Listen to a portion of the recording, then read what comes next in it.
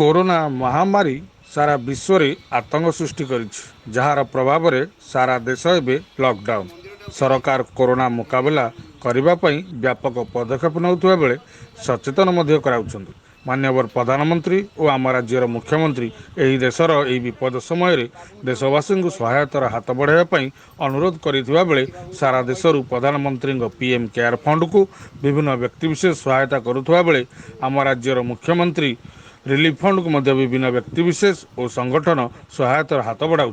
तेज आज कटक निश्चिंत कोइली ब्लॉक नतकाई पंचायत एकरुखी गाँव थिबा अलेख महिमा टुंगीर बाबा प्राणबंधु बयस जार 107 वर्ष आज से तांकर संचय करिथिबा अर्थरू 10,010 टंका आज मुख्यमंत्री रिलीफ फंड को प्रदान करिसेंति। एही अर्थ प्रदान करिबा समय रे निश्चिंत कोइली ब्लॉक बीडीओ तहसीलदार और निश्चिंत कोइली ब्लॉक अध्यक्षा श्रीमती सविता ओझा उपस्थित यह अर्थ से मुख्यमंत्री रिलीफ फंड को प्रदान करिसेंति एवं बाबा अलेख महिमा निकट में प्रार्थना कर कोरोना महामारी जेपरी देशरू दूरे जाऊ एवं लोके सुरक्षित रुहंतु।